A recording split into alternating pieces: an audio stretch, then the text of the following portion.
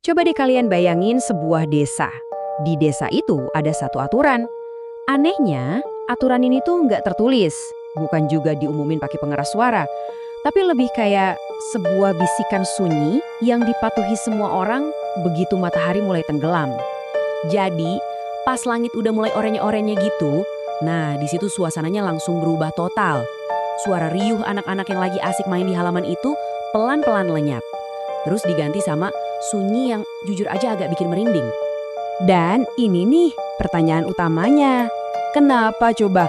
Kenapa setiap sore tanpa terkecuali semua anak-anak itu seolah diperintahkan buat buru-buru masuk ke dalam rumah?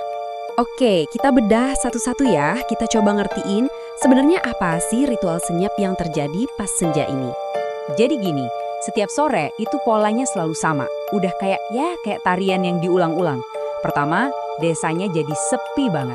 Terus semua anak-anak dipanggil pulang. Dan terakhir, semua pintu, semua jendela itu ditutup rapat-rapat. Udah, nggak ada nih Go. Nah, dengerin deh kalimat ini. Aturan tak tertulis. Ini kuncinya. Ini bukan peraturan resmi, bukan perintah dari siapa-siapa. Ini tuh nunjukin kalau tradisi ini udah mendarah daging banget di sana.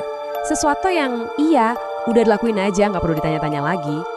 Nah kan, setiap aturan aneh pasti ada alasannya, ya kan? Dan buat aturan yang satu ini, alasannya benar-benar bikin bulu kuduk berdiri.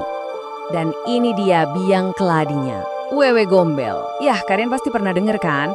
Sosok dari cerita rakyat yang serem banget. Konon katanya, dia ini punya satu hobi yang mengerikan. Nyulik anak-anak yang masih keluyuran di luar rumah pas maghrib. Dan, disitulah misterinya terpecahkan. Aturan tak tertulis itu sebenarnya adalah sebuah sistem pertahanan. Sebuah pagar yang dibangun bukan pakai semen, tapi pakai cerita dari generasi ke generasi. Dan satpamnya, rasa takut itu sendiri. Oke, jadi kelihatannya semua orang di desa itu nurut banget ya. Tapi kan di setiap cerita pasti ada aja satu orang yang beda. Nah, dari sinilah ceritanya jadi makin seru.